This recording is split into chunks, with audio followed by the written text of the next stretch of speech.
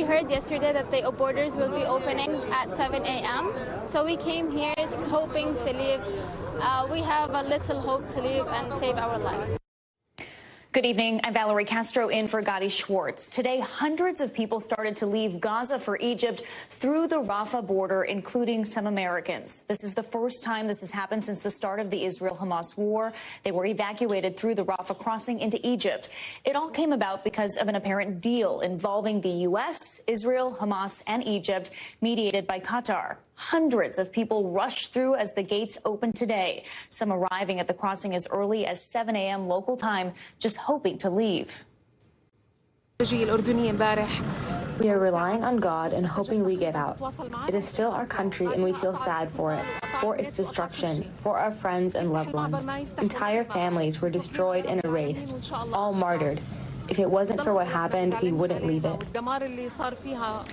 The deal covers the evacuation of up to 500 foreign and dual nationals per day. Today, dozens of injured civilians were part of that group, and they were taken to hospitals in Egypt by ambulance. Some 335 foreign nationals were driven through the crossing on buses. Let's bring in Hala Garani, who is in Tel Aviv. Hala, thanks for being with us tonight. Tell us more about this evacuation deal. How did we get to this point, and what can we expect next?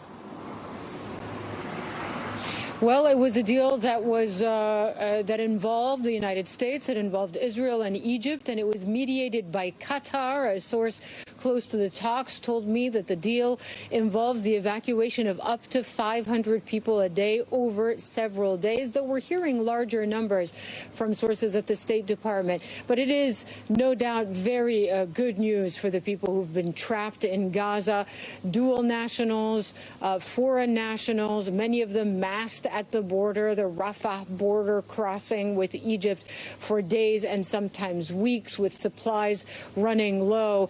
The hope is that, of course, as I mentioned, it will lead to perhaps thousands of foreign nationals being allowed out. We know that about 400 Americans have expressed the desire to leave. With this particular wave, only a handful made it into Egypt, including Ramona Ukumura, who is a prosthetic specialist. She's a retired medical doctor, and she volunteers with humanitarian organizations on the ground. She's one of the Americans who was able to leave. And then you have 76 critically injured people who were also allowed to make that crossing, loaded onto ambulances and driven to either field hospitals or hospitals deeper into Egypt, Valerie. And Hala, we know there are so many players involved in this. So who has the most pull? Is it Israel? Is it Egypt? Is it Qatar? Well, Qatar has a mediating role because, of course, there are no direct discussions between the United States and Hamas, or Israel and Hamas, for instance. Egypt holds very important cards in that it's the Rafah border crossing into its country. The source I've been speaking to close to these talks has said that the lists are established in conjunction and with the coordination of Egyptian officials. We've seen images of people go to the Rafah border crossing, look at pieces of paper taped to the wall of that border crossing area, not finding their names there. So this, according to my source, is something that Egypt has power over. But Qatar, certainly in terms of the diplomatic mediation efforts, has been front and center on this, Valerie. Speaking of mediation, does this deal indicate in any way that the countries involved might be making some headway related to those other big critical issues like those hostage negotiations?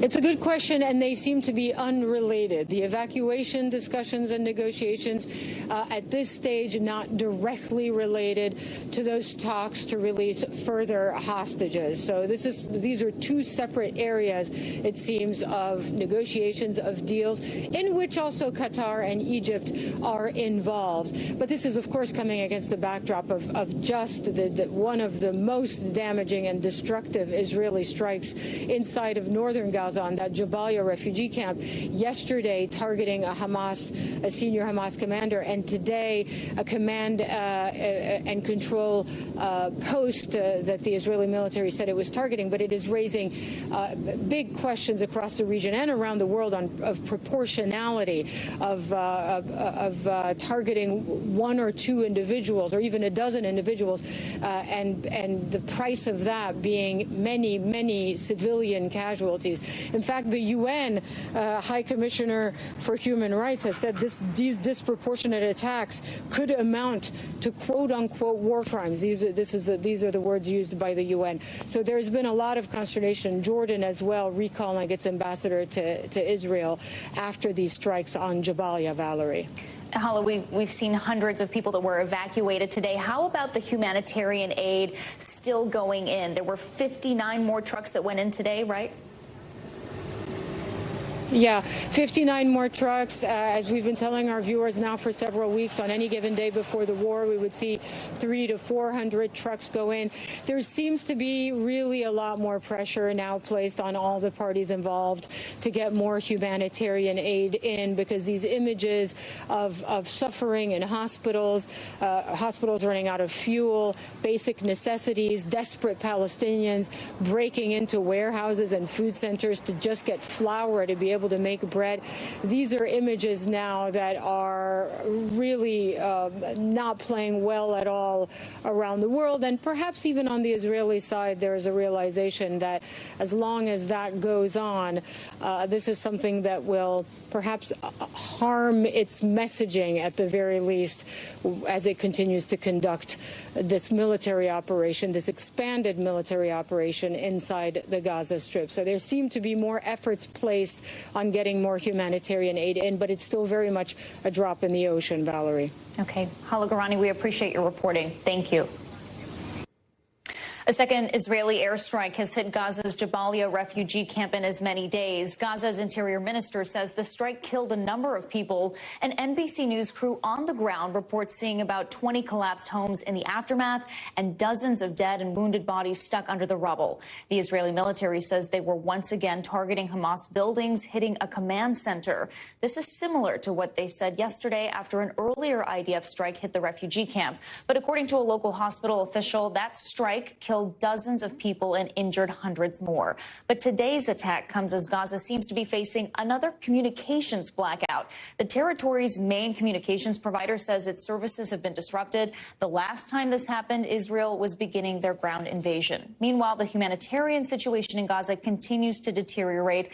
The Hamas-run Gaza Health Ministry says the only hospital dedicated to cancer patients there has halted operations after running out of fuel. NBC's Ellison Barber joins us now from the Israeli-Gaza border. Ellison, what can you, first of all, tell us about the second strike at the Jabaliya refugee camp? What is the situation there? Yeah, so 2 strikes in that area in 2 days. The second one that happened basically last night, our time, in the overnight hours leading into today, according to the IDF. What Israel's defense forces says happened there is they say that Hamas militants were operating inside of a building that they describe as a civilian structure. The IDF claims those Hamas militants were firing at Israeli forces in the area through the windows. Israeli forces on the ground, they say, engaged with Hamas militants in that area and then alerted Israeli fighter jets to the activity, and that Israeli fighter jets then carried out another strike in that area, they say targeting ultimately Hamas militants who are operating there. Israel points to that and claims it is another example, in their view, of Hamas using civilians as quote-unquote human shield, saying that Hamas militants were operating in this civilian structure next to a school, next to other civilian places, next to government offices, and that they had no choice, in their view, but to engage with these militants. The first strike that happened in the Jabaliya area 2 days ago now, that one, the IDF claims they were specifically targeting a high-ranking Hamas official who'd been closely involved in planning the October 7th attacks and also was leading, they say at the time, making operational calls when he was killed for the fighting going on in northern Gaza. Israel claims they targeted underground tunnels where that leader of the Jabaliya battalion was working out of, as well as other Hamas militants, that the tunnel collapsed and then civilian buildings around it also collapsed. Again, their explanation for the toll on civilians, and there have been different numbers coming out, but we know even from that first strike, we had the Indonesian hospital and others inside of Gaza reporting that dozens were dead, hundreds injured. Israel says all of that is Hamas's fault, not theirs, that Hamas is the one that chooses to work in these areas. But there are growing questions as to whether or not Israel could have done more if they were going after legitimate military targets and these Hamas leaders and operatives. Could they have done more to try and limit the toll on civilians in this area?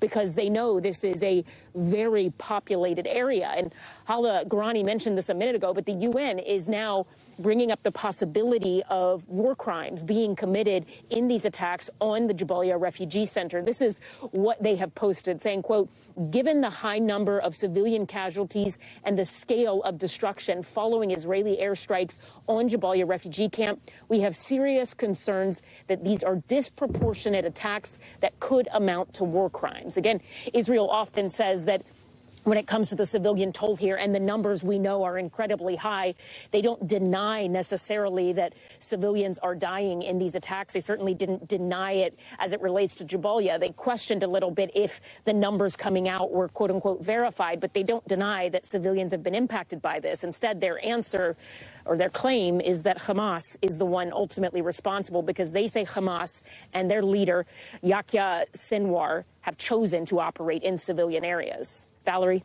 Ellison, we know there was a communications blackout several days ago, another one this morning. What prompted this most recent one? Yeah, so in terms of exactly what caused it, the first blackout, the main telecommunications companies inside of Gaza were very quick to say our infrastructure has been damaged by Israeli airstrikes.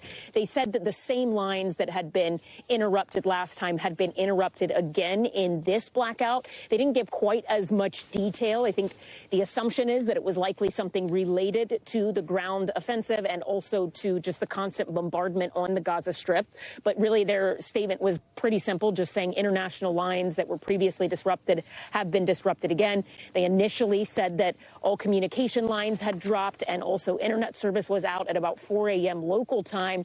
By about noon, though, NetBlocks, which is an organization that monitors internet connectivity around the world, they said that it appeared by noon local time that the majority of the internet service that had been disrupted was back online inside of Gaza. But it's just a reminder of some of the constant difficulties civilians are facing inside of Gaza, because that's not just about, oh, we want to be on social media.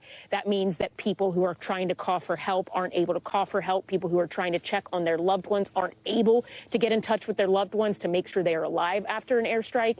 It also means people who are documenting what is happening inside of Gaza have trouble getting the message, those images out to the world, when it's really critical people know the reality of what's happening inside of the Gaza Strip. Valerie?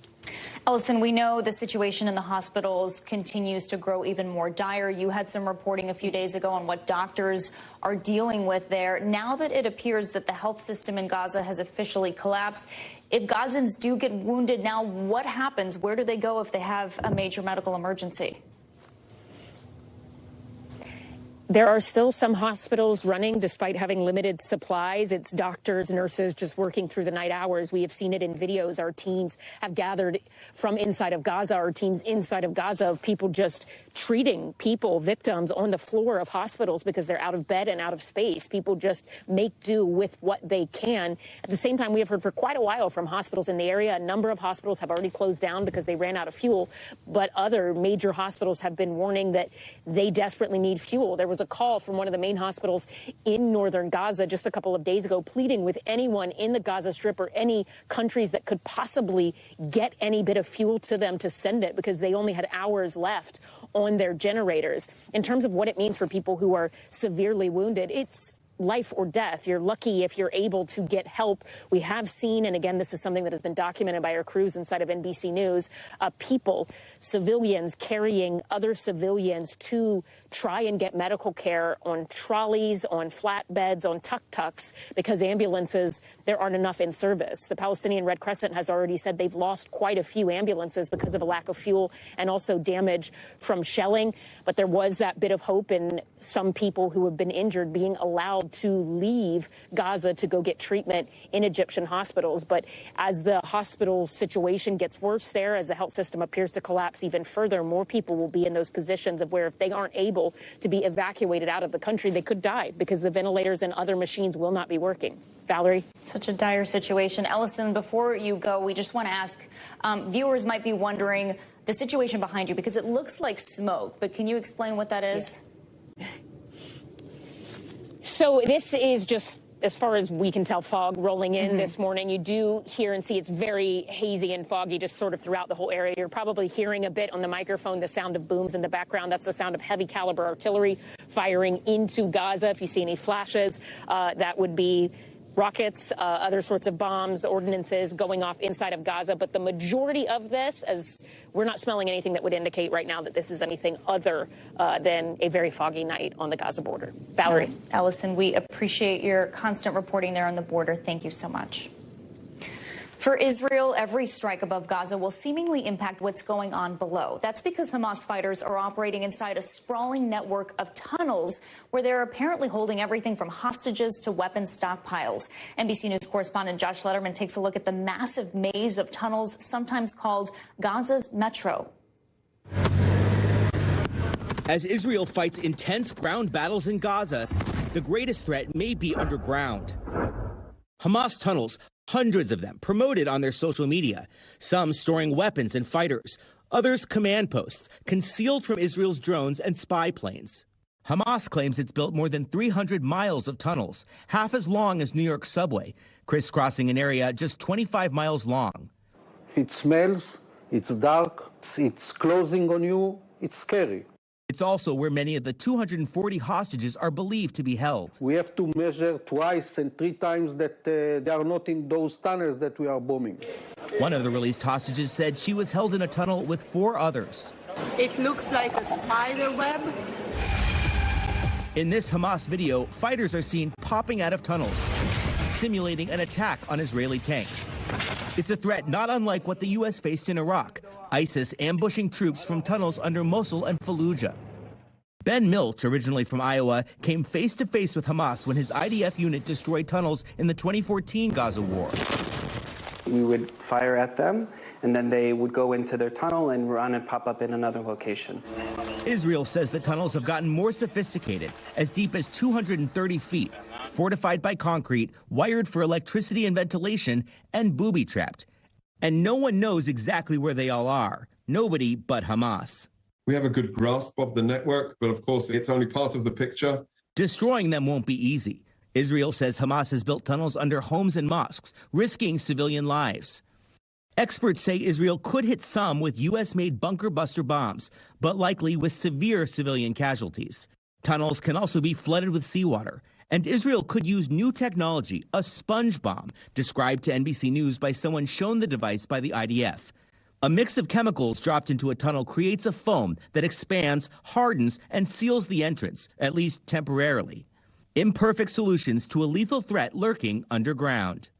Just one example of how these tunnels are complicating the military picture. At that Jabaliya refugee camp with so many civilian casualties, Israel's military says that when its fighter jets struck the site, underground Hamas tunnels collapsed and brought down residential buildings with it, significantly increasing the damage. NBC's Josh Letterman, thanks for that reporting. A Cornell University student charged with making anti-Semitic threats on campus is being held without bail. 21-year-old Patrick Day is charged with posting threats online to kill or hurt other students. At a court hearing today, prosecutors described his disturbing posts in which he allegedly threatened to shoot up a campus building, while other posts specifically targeted the Jewish community. He was arrested yesterday after investigators tracked the threats to his IP address. NBC News' Tom Winter has more. It was a series of posts that he made in violent ways talking about what he would do to the men and women from the Jewish community at Cornell, making specific threats against locations that have been associated with the Jewish community there, and in court to face that single charge for now, after the FBI says they were able to trace those posts to an IP address in his name and at his residence. Then they say, according to the charging documents, that Day admitted to them that he made the post after receiving his Miranda warning in discussions with law enforcement. Now, federal prosecutors will have to determine whether or not they want to bring an indictment against Day or whether or not there's some sort of a plea agreement or deal ahead of time.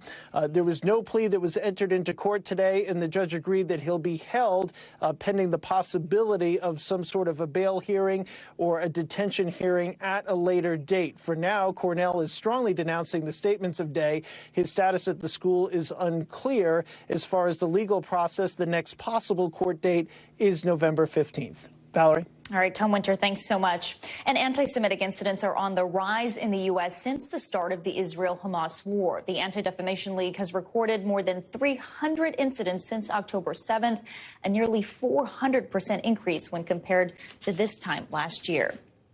Some breaking news this hour out of Washington, D.C. The House has rejected a bid to expel Congressman George Santos from office. Lawmakers have decided to wait for the findings of both an ethics probe and a criminal trial against Santos.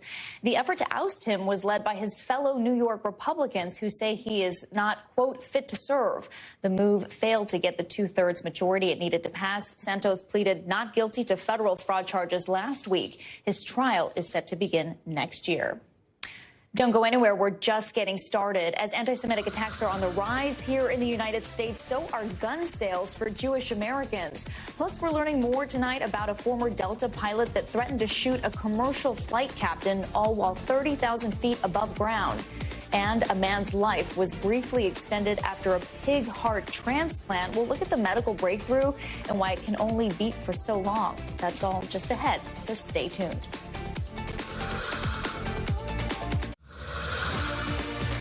Welcome back. Here are some of the other headlines we're watching tonight. Maine police say it was Robert Card's sister who identified him as the gunman in last week's deadly shooting. Police documents reveal she called police during the manhunt. Card was found dead 2 days later of an apparent self-inflicted gunshot. A motive is still unclear. A United Nations official in New York retired from his role over the organization's response to the situation in Gaza. Craig McIver resigned through a letter where he called the conflict in Gaza a, quote, textbook case of genocide. He also talked about his decision today with Democracy Now!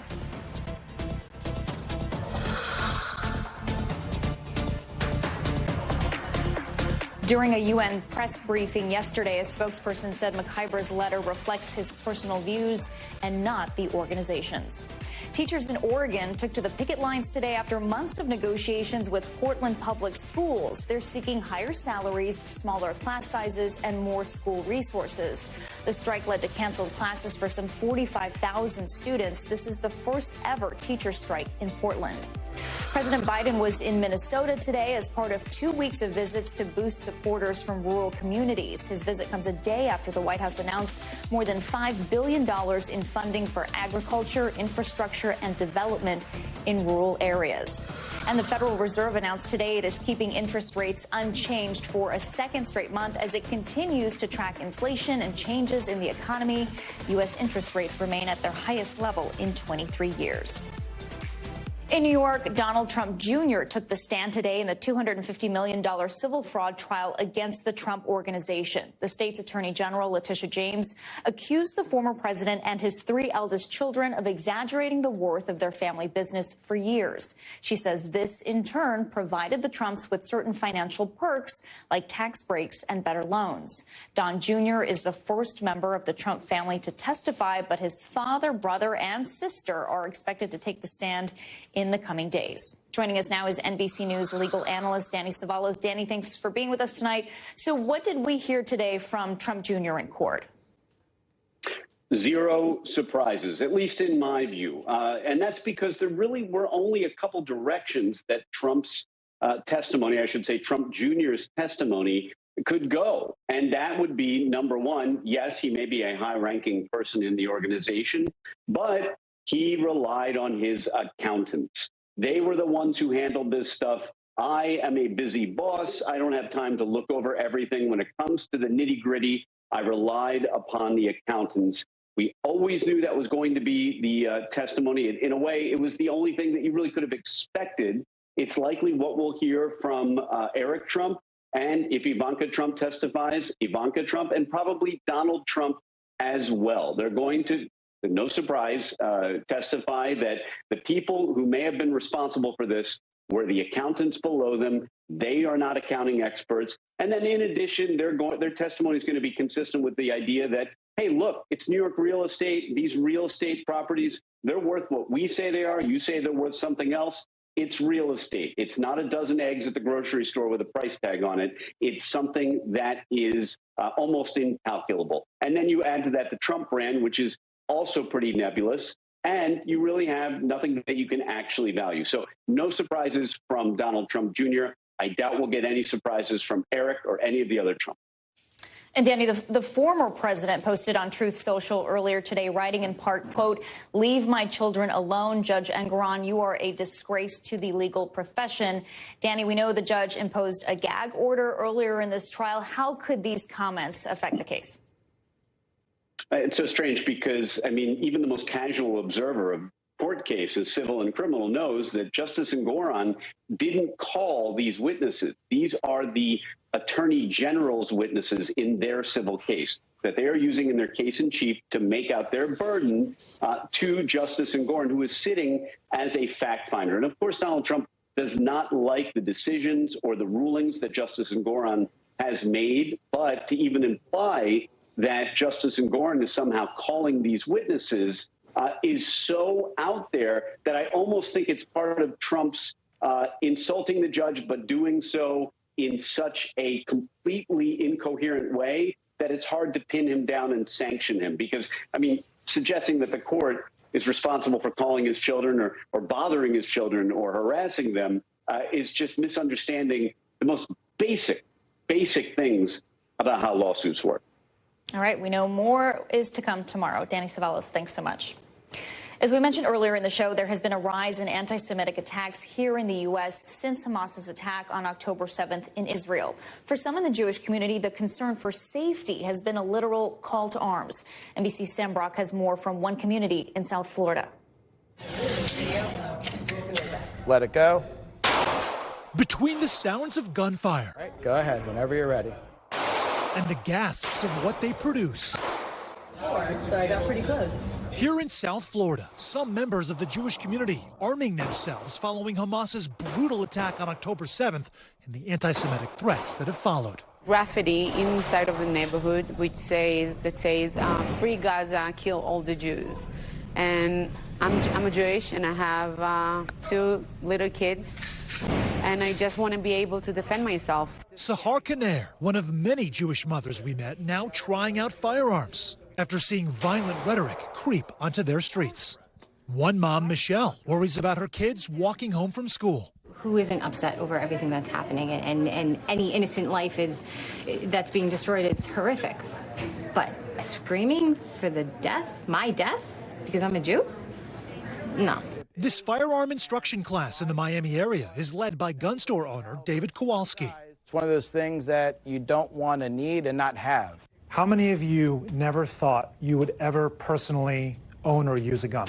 The class featuring a profile of people you might not expect to find. Grandmothers and guns, not always an obvious pairing. I'm like having an out-of-body experience sitting here. But as Israel's campaign in Gaza grows more deadly, so too does the fear of backlash. Every single country, every single town is demonstrating against our people. We feel terrified. Well, it's going to be loud. It's going to go. Kowalski says his classes have gone from 1 or 2 a week to 1 or 2 a day. After the Hamas invasion, did you see an immediate change at your business? Yes, absolutely. There was definitely an uptick in Jewish Americans wanting to learn how to protect themselves and their families. For many of the firearms newcomers we met, there are still reservations. No, scary. Very good. It's scary. Very good. But for others, there is no longer a choice. People who can't respect human life, how can you think that they're going to care about yours? A concern that's growing in Jewish communities all over the country. Sam Brock, NBC News, South Florida. Some breaking news tonight in the world of sports. Legendary college basketball coach Bobby Knight has died. Knight was known for both his victories on the court and his explosive reactions on the sidelines. His family released a statement saying the coach passed away at his home in Bloomington, Indiana, at the age of 83. Still ahead, a former pilot was just indicted for threatening to shoot another pilot during a flight. Those details are just ahead. But first, you gotta see this. A crash on a Canadian highway turned into an almost hour-long fireworks display last week. According to the Royal Canadian Mounted Police, a semi-truck collided with a trailer full of fireworks last Thursday near Hope, British Columbia. The highway was temporarily shut down, but those stuck in traffic got the most bang for their buck with a free fireworks show. Just take a look at that. We'll be right back.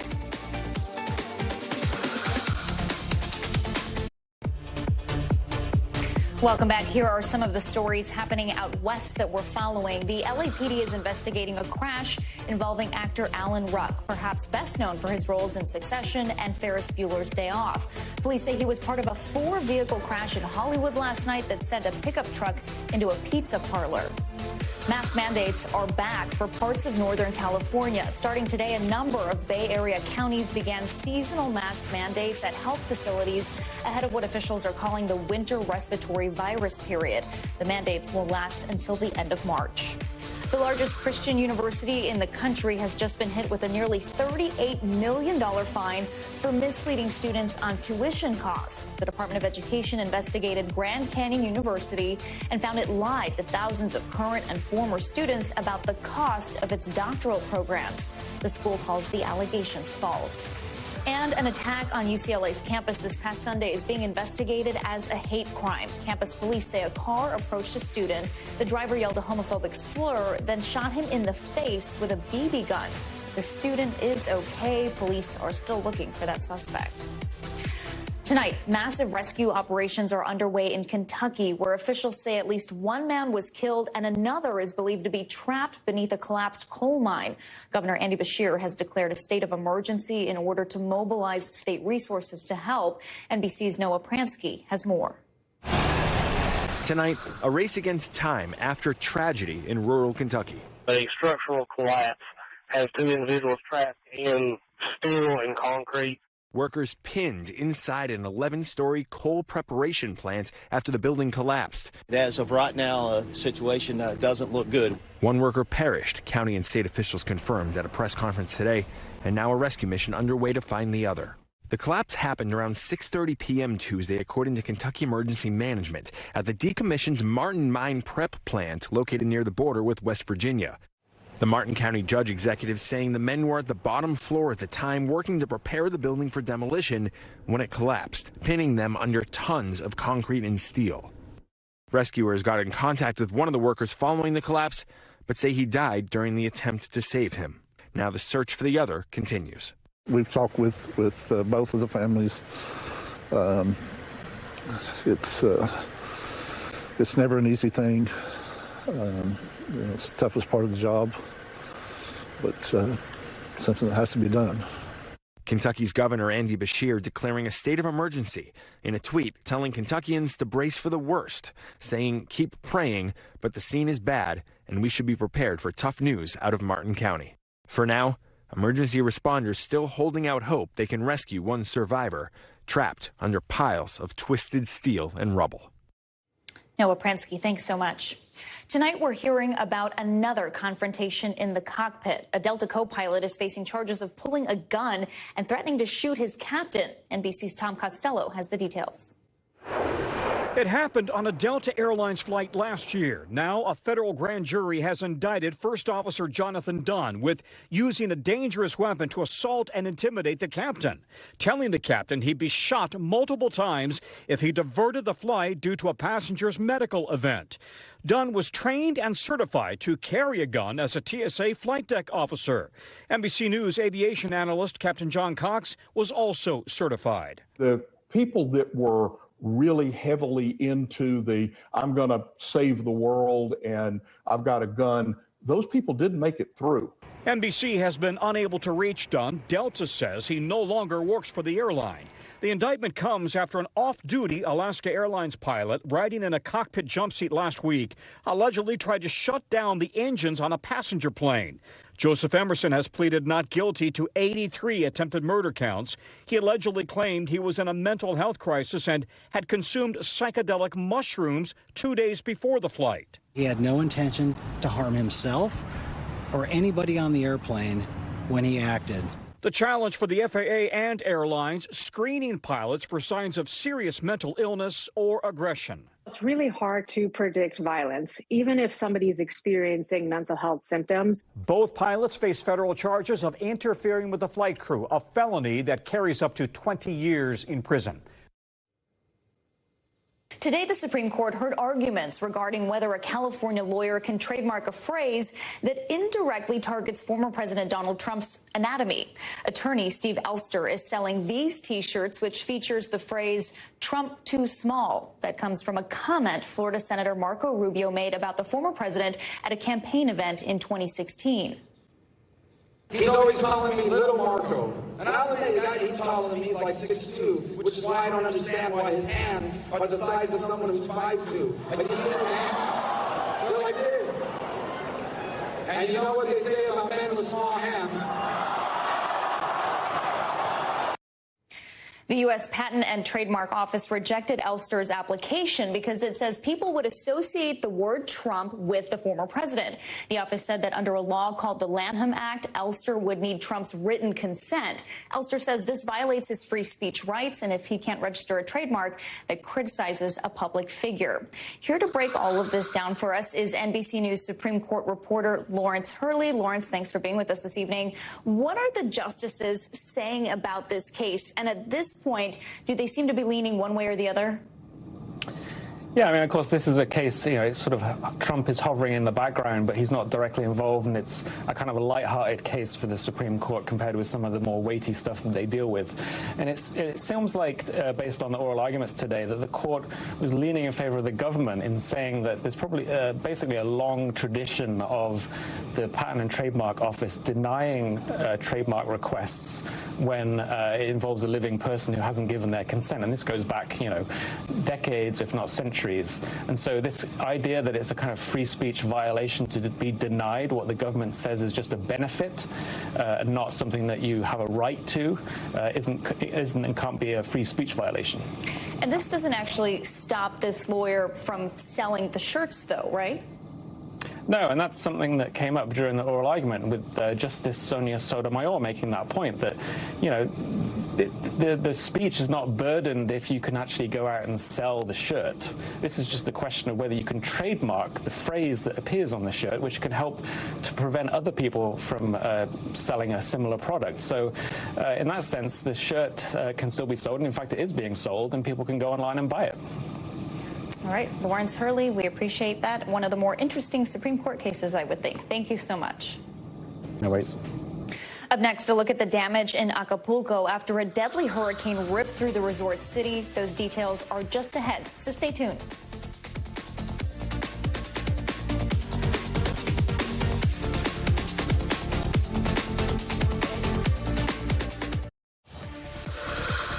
Welcome back. Let's take a quick look around the world. Bolivia is the latest Latin American country to cut diplomatic ties with Israel over its strikes against Gaza. Bolivia made the announcement yesterday. On the same day, Colombia and Chile said they were recalling their ambassadors to Israel. All three countries have called for a ceasefire. Recent data released by the United Nations on the war in Ukraine says nearly 10,000 civilians have been killed since the war began in February of last year, and tens of millions of Ukrainians are in need of humanitarian assistance. Hungary's right-wing government has banned teenagers from attending a global photo exhibit over an LGBTQ display after determining that some of those photos violate the country's law restricting LGBTQ content. The photos in question document LGBTQ people in the Philippines, showing some of them in drag. In Kenya, England's King Charles addressed the monarchy's long history of brutal colonialism in the African country, but stopped short of a full apology yesterday. Kenya is marking its 60th anniversary of independence this year. Now to the devastating scenes coming out of Mexico. A week after Hurricane Otis made landfall, and residents are still struggling to get basic necessities like food and water as the death toll continues to climb and dozens remain missing. Tonight, a humanitarian crisis exploding in Acapulco, Mexico. After Hurricane Otis ripped through the beach resort town a week ago, destroying infrastructure and flooding streets and homes. Up and down the coastline, the horrifying evidence of Otis's wrath. Boats thrown like toys along the shore. Many residents now feeling as though they've been left to fend for themselves. Queremos ayuda, ayuda. Se nos fue todo en el agua. No, no, no. Clean drinking water becoming scarce. Authorities say just 35% of water service has been restored. Lines of desperate residents snaking through the streets, people waiting to collect it by the jugful. But the wait itself is dangerous. ¿Dónde está el gobierno? ¿Dónde está el apoyo del gobierno? Mire usted si quiere ver la fila. Nos dicen que desde las 8, nosotros estamos aquí desde la madrugada, 5 de la mañana, arriesgando que nos asalten, porque ahora están asaltando en las calles. Looting in the days after the storm stripped store shelves bare. Food now coming from a government-backed community kitchen. NGOs like World Central Kitchen stepping up to meet the demand. Today we are putting out 3,000 meals. Yesterday was 2,500, so today we're looking to increase our output more and more. Otis's rapid escalation from a tropical storm to a monster Cat 5 hurricane in just 12 hours, leaving residents like this woman with little time to prepare. She thought the rising floodwaters would be the death of her. Her husband keeping her calm through the worst of it. The couple surviving, but now struggling. Mexican president deploying more than 10,000 troops and 1,000 government workers to deal with the aftermath. Government officials unveiling a $3.4 billion recovery plan, but experts estimate the cost of the damage could be as high as $15 billion. The human cost of the storm continues to climb. At least 45 people killed, including one American. Loved ones of those lost seen waiting outside the morgue. Por la falta de luz. This funeral homeowner says he can't prepare bodies for burial until power is restored, now taking in more of the dead than he can handle, while families wait to lay their loved ones to rest. And the official death toll is expected to continue rising, with at least 47 people still missing. The Navy is now focused on recovering and searching through more than 30 boats that sank in Acapulco Bay the night of the hurricane. Large cranes are being brought in to lift that wreckage out of the water. Before we go, it's time for the future of everything. And tonight we're talking about the future of transplants. For the second time, someone received a pig heart transplant, but it only beats for so long. We'll take a closer look at why next.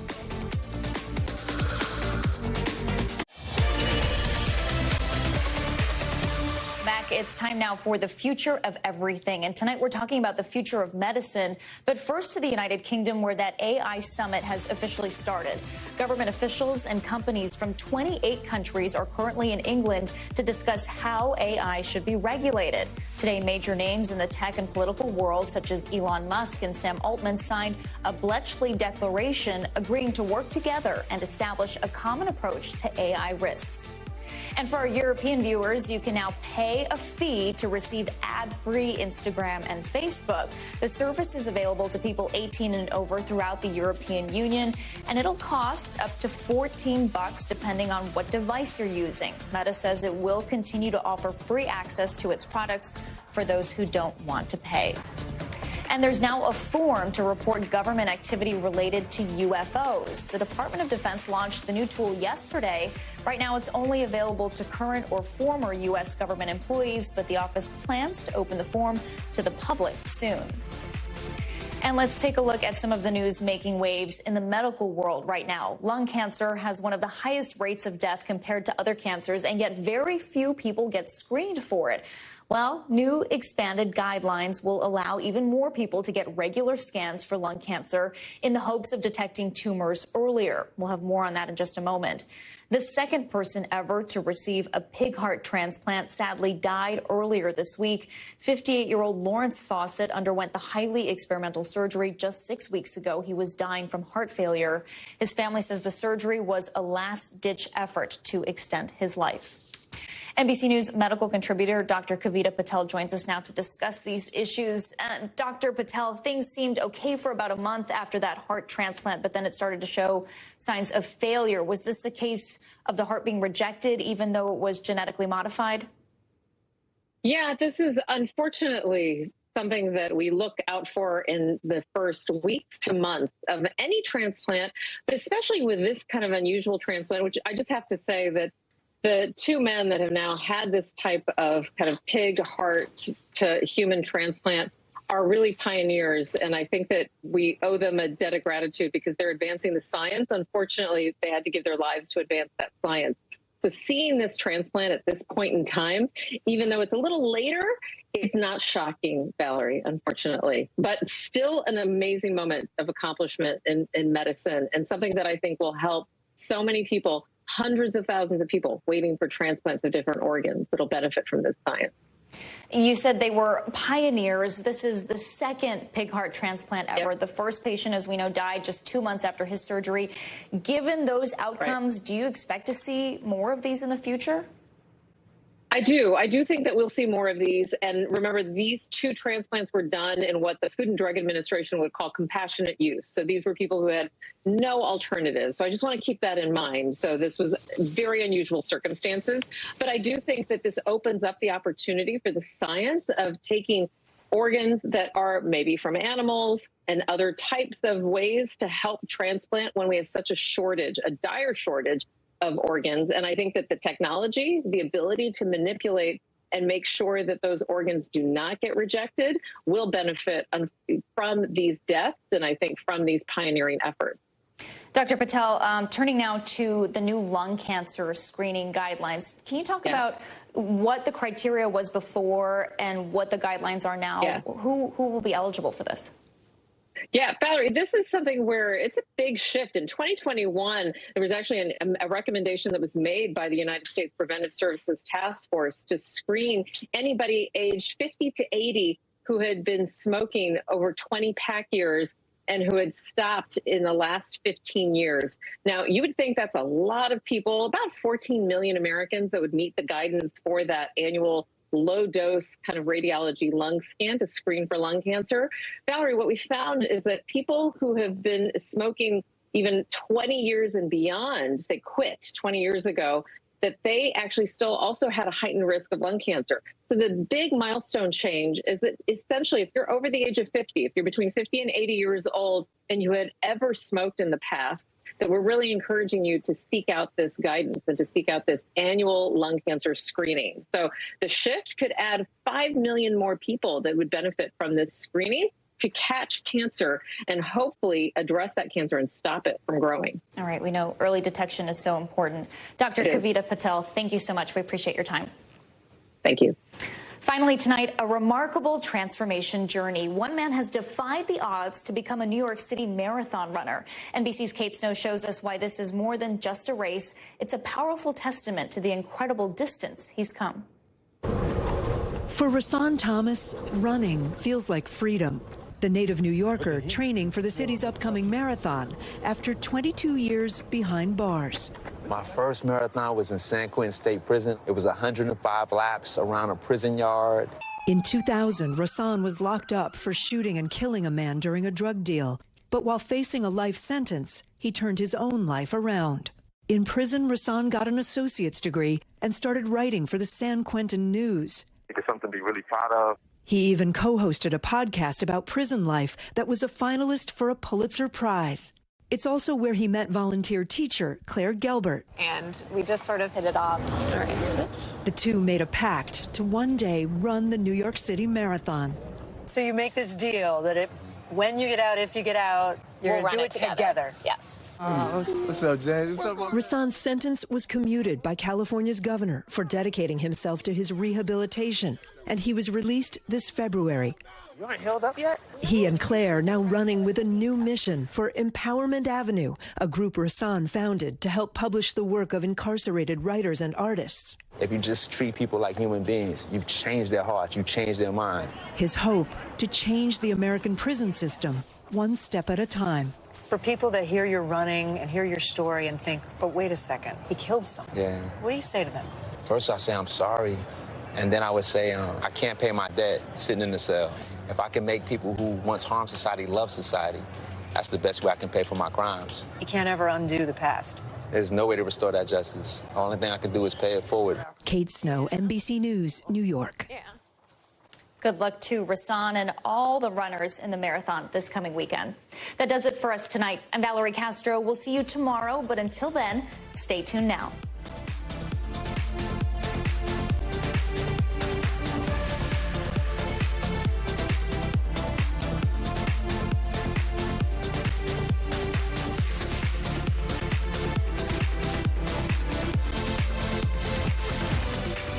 Thanks for watching. Stay updated about breaking news and top stories on the NBC News app or follow us on social media.